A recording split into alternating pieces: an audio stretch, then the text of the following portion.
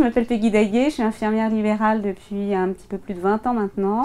J'exerce à Saint-Maur-des-Fossés, au sud-est de Paris. J'ai vraiment eu la sensation que, enfin, la profession infirmière était mise à l'honneur et en tout cas que la population se rendait compte de l'investissement que représentait notre métier.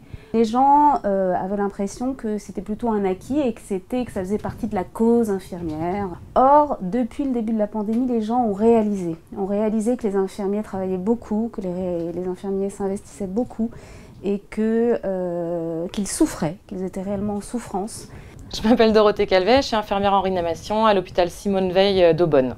Je m'appelle Barbara Lucas, je suis infirmière en réanimation à l'hôpital de Bonn. On a vécu 3 vagues différentes, 3 grosses vagues, essentiellement en mars dernier où on a eu vraiment, c'était incroyable, je pense qu'on n'avait jamais vécu ça. On a vu des patients affluer, on a quadruplé nos lits de réanimation, c'était la folie. On s'est tous donné à fond pendant plusieurs mois et puis là ça fait 1 an, on est encore dedans, on n'a que des patients Covid encore.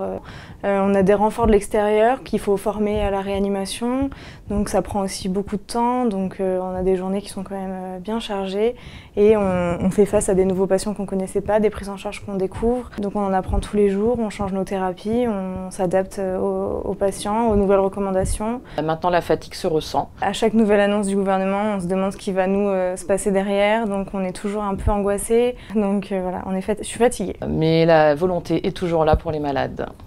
C'est toujours dans les moments difficiles qu'on révèle aussi le meilleur d'entre nous, donc voilà, on est assez soudés. On sait faire face maintenant à des journées plus que catastrophiques. On est habitués, on est rodés. On a vraiment renforcé les liens inter-équipes, interpluridisciplinaires, ce qui permet, c'est vrai que dans la prise en charge du malade, une meilleure entente, même avec les médecins, avec tout le monde. C'est vraiment le côté positif, moi, qui ressort de cette crise. Je m'appelle Géraldine Dupuis, je suis infirmière à l'EFS depuis 2011. Je m'appelle Charlène Lepape, je travaille à l'EFS en tant qu'infirmière. Nous, on est un lieu qui accueille du public, donc il a fallu qu'on s'organise. Donc on a mis en place des rendez-vous sur les sites pour pas qu'il y ait trop de monde en même temps. Et depuis, les donneurs viennent même un peu plus qu'avant, parce qu'ils ont malheureusement un peu plus de temps à nous accorder. Des gens qui n'avaient jamais donné ou qui n'avaient pas donné depuis très longtemps, qui ne pouvaient pas donner parce qu'ils faisaient beaucoup de voyages et là du coup ils ont moins de contre-indications. Et par contre on a une diminution des collectes mobiles puisqu'on ne peut plus aller se rendre dans les entreprises ou dans les écoles. Ouais, je pense qu'il y a eu aussi un petit élan de solidarité, de participer un peu à la crise sanitaire pour les gens, de se mobiliser en fait.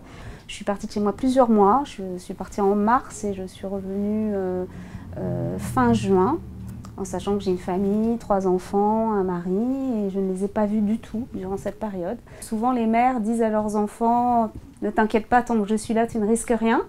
Et moi, ça a été un soir, le 26 mars, je leur ai dit tout l'inverse. Je leur ai dit qu'il fallait que je parte pour les protéger et que je crois qu'en 20 ans, je n'ai jamais vu autant de gens mourir sur le terrain. Ça a été la charge de travail qui a été augmentée, évidemment, sans pour autant une augmentation des effectifs. On a eu une petite prime, mais on n'a pas eu les augmentations de salaire comme il y a eu à l'hôpital public, par exemple. Nous étions les soldats, nous étions la première ligne, parce qu'avant de se retrouver à l'hôpital, évidemment, les patients étaient à domicile.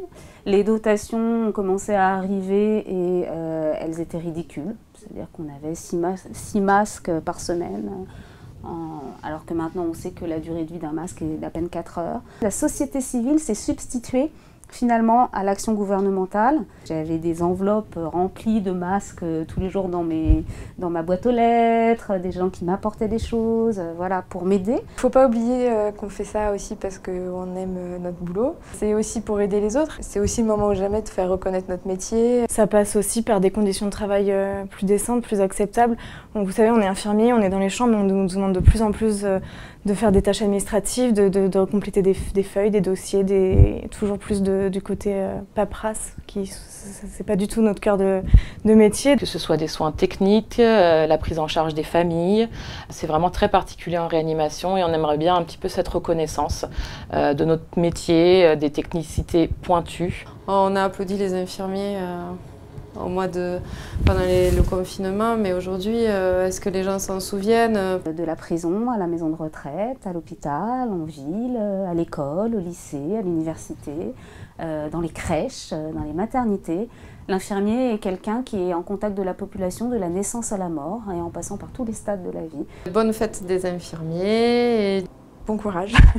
Et bonne journée des infirmiers et des infirmières. Soyons tous solidaires, soyons tous motivés. On fait le plus beau métier du monde. Bravo à tous et à tous et je suis vraiment très fière d'appartenir à votre corps.